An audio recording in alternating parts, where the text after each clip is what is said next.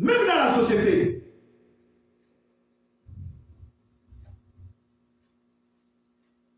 Bien aimé, c'est très important de comprendre cela. Tu ne vis pas dans un monde où tu es seul, tu vis dans la société. Dans le jargon kino, on appelle ça l'ikelemba, ristourne.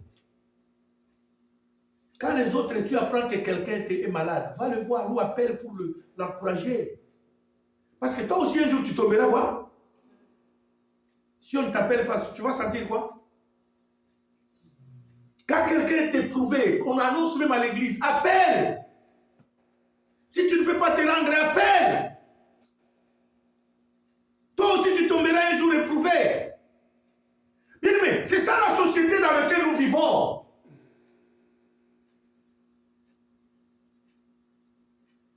Mais la société nous a tellement corrompus à tel point que nous voulons seulement les moments de fête. Mais le moment de malheur, non. Nous abandonnons. Mais regarde cette femme. Le bien qu'elle faisait pendant qu'elle était en vie. La Bible dit, le jour où elle est morte, les gens se sont souvenus d'elle. Il dit pas question. Seigneur, si tu as quelqu'un d'autre, tue une autre personne, pas celle-ci. Pourquoi? Le bienfait que tu fais sur la terre. Le bienfait va te sauver la vie. Tu ne sais pas par quel moyen Dieu va passer. C'est l'une des raisons que j'ai toujours dit, moi, pour mon témoignage bien aimé. Moi, je sers Dieu. Je n'ai jamais voulu privilégier que Dieu m'a appelé. Non. Moi, j'ai toujours dit que je sers Dieu par reconnaissance. Parce que quand je regarde ce que Dieu a fait dans ma vie, où est-ce qu'il m'a ramassé? Je me suis toujours même posé la question comment je me retrouve au Canada. C'est un miracle. Alléluia. Et c'est l'une des raisons que j'ai dit, non, je préfère le servir en guise de remerciement. Parce que je n'ai rien que je peux donner à Dieu qui ne l'appartient pas. Tout lui appartient.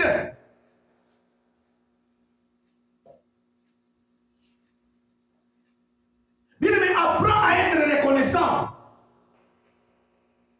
dans la vie. J'avais aimé même notre frère Patrice Ngoïmousso qui avait chanté ce cantique. Il dit, quelqu'un te prend dans une voiture, dis-lui quoi? Merci. Merci. Quelqu'un te rend un service, te donne même un verre d'eau, dis-lui quoi? Merci.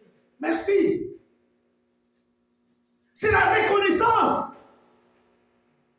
Bien, mais comment tu peux t'élever sans dire merci à Dieu?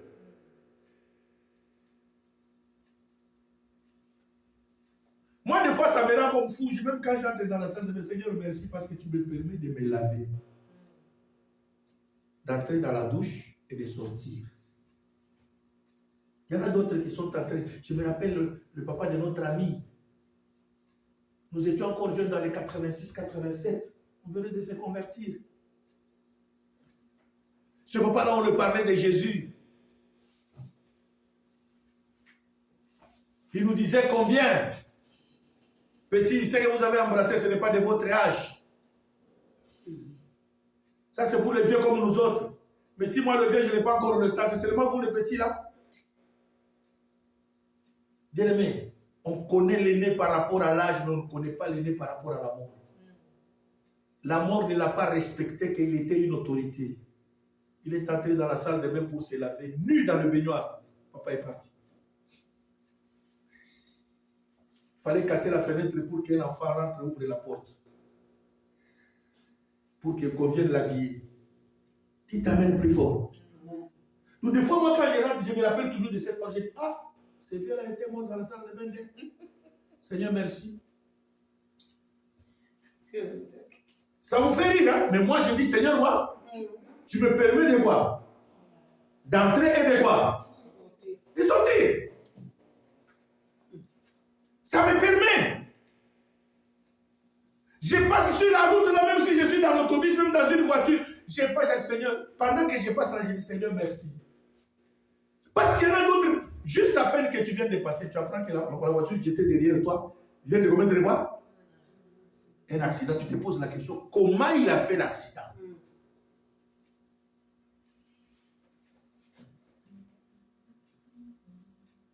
Tu es dans le métro, tu attends seulement que non, le service est interrompu. Parce que quelqu'un s'est jeté. Qu'est-ce qu'il avait pour se jeter? Alléluia. Je me rappelle quand je venais d'arriver à Montréal, nous étions encore à YMCA. Il y a un garçon qui est venu, un Kino encore qui est venu nous rejoindre là-bas. On lui donne la carte de métro. Ce garçon a refusé de montrer dans le métro. Il dit quoi? Et puis c'est sous-sol. Il risque de faire éboulement là, je risque de mourir, de me faire enterrer. Il marchait à pied, quitter YMCA pour aller à Côte-des-Neiges. Aller-retour. Tout ça, il avait peur de quoi? Comme il ne connaissait pas les bus qu'il pouvait prendre, mais il était obligé de marcher quoi? À pied. Parce qu'il avait dit non. Il risque de faire éboulement là au matin directement. Je suis encore jeune pour mourir. Alléluia. Quand tu montes dans ces choses-là, tu descends, dis quoi? Merci Seigneur. Sois reconnaissant.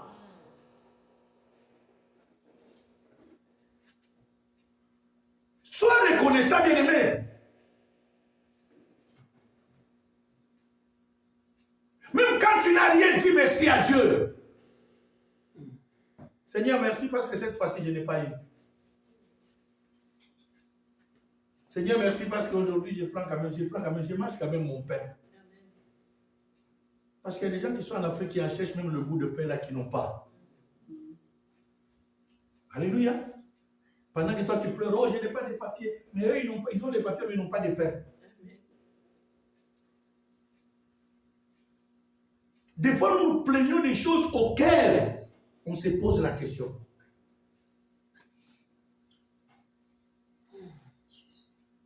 Bien, mais face à cela, des fois, je me suis des fois arrêté. J'ai dit non, Seigneur, merci. Il est vrai que tu n'as pas permis que mes enfants viennent encore. Mais Dieu merci, tu as permis que mes enfants te connaissent. Parce qu'il y en a ceux-là qui ont laissé leurs enfants, qui sont des délinquants. Où il n'y a pas papa, il n'y a pas maman, les enfants ont profité de venir quoi? Des délinquants. Mais jamais tu le verras. Je m'arrête des fois, je dis, je ne peux plus me plaindre. Non, Seigneur, le jour que tu voudrais, il viendra. Parce que des fois, nous nous posons des questions, nous nous bloquons nous-mêmes. Parce que nous n'avons pas comprendre la pensée de Dieu. La Bible dit, celui qui est reconnaissant dans les petites choses, il sera dans les grandes choses. Commençons par être reconnaissants, bien-aimés.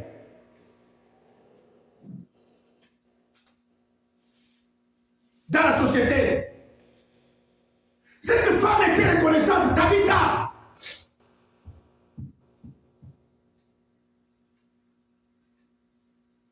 Cet homme, le centenier, était reconnaissant. Pas seulement il avait l'amour de Dieu. La Bible dit quand les disciples sont allés voir Jésus, Jésus dit, mais comment vous m'exigez d'aller le guérir? Il dit, il aime notre nation. Il dit, ah bon? Mais prouvez-moi qu'il aime votre nation. Il dit, tu sais, l'unique synagogue que nous avons là, c'est lui qui la voit. Quel est l'amour que tu as pour ton église? Bien-aimé, c'est l'amour que tu as pour ton église qu'un jour cet amour parlera de toi.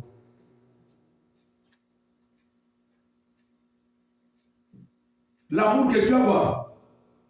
Pour la maison de Dieu parlera de toi un jour. C'est comme ça que l'amour qu'elle avait, hein? Dorcas avait l'amour pour quoi? Pour Dieu. Elle aidait les gens à l'église. Et le jour, ce jour-là qu'elle est morte, la Bible dit on a arrêté tout le programme de l'église pour elle. Envoyez les gens aller chercher quoi? Pierre. Et quand Pierre est venu, hein, la Bible dit il est entré, il est sorti vivant avec cette femme. Laisse-moi nous dire, bien-aimé, Dieu se souvient toujours. S'il y a quelqu'un qui n'a pas l'ingratitude dans son sang, c'est Dieu. Nous les hommes, nous sommes quoi? Ingrats. Nous ne reconnaissons pas les bienfaits. Des fois, c'est la personne qui t'a aidé, qui t'a donné même un verre d'eau, c'est la personne que tu critiques davantage. Tu oublies même que cette personne, un jour, j'étais dans des problèmes, il est venu m'aider. Cette personne a prié pour moi. Cette personne est venue me visiter, tu oublies même.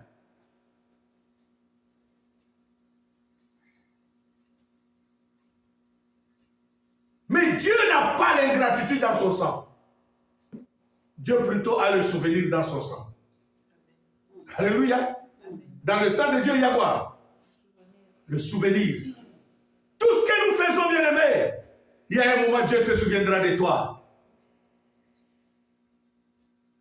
Et ça sera dans le moment où tu ne t'attendras jamais. C'est là que Dieu se souviendra de toi, comme mon fils, toi tu ne peux pas mourir aujourd'hui. Un incendie peut entrer dans l'immeuble, tout le monde peut mourir, mais toi tu ne mourras jamais. Tu pourras même te jeter au 5e étage, tomber par terre. Tu auras seulement des petites douleurs, tu sors. Pendant que les autres tombent, meurent. Et toi tu tombes, tu ne meurs pas. C'est seulement quoi? Tu ne vas pas comprendre, mais qu'est-ce qui se passe? Oh, c'est la récompense de Dieu. Pour tout ce que tu faisais. Alléluia. Pour tout ce que tu fais quoi? Tu faisais. Bien, mais quand Dieu récompense, personne ne s'y attend. Personne. C'est là que la Bible vous dit, hein, on vous servira du poison, mais vous ne mourrez pas. Vous allez boire du breuvage mortel. Mais cela ne vous fera jamais du... Parce que les gens peut-être cherchent ta mort, ils te servent des choses pour que tu vas voir. Par jalousie. Mais Dieu dit non, ça ce n'est pas ton temps de mourir. Tu bois comme ça, ça te fait seulement la diarrhée, tu vas dégager. Et tu reviens à vie. Et les gens disent, oh, c'est monsieur des fétiches. Non, il n'a pas de fétiches, c'est Dieu. Alléluia. Amen. Vous avez cherché à lui faire quoi? Du mal, mais Dieu l'a épargné. Pourquoi? Parce que Dieu s'est souvenu de lui, de tout ce qu'il fait dans sa maison.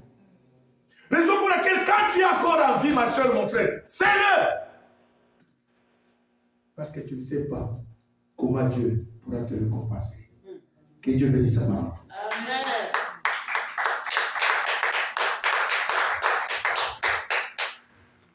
Nous allons nous mettre debout pour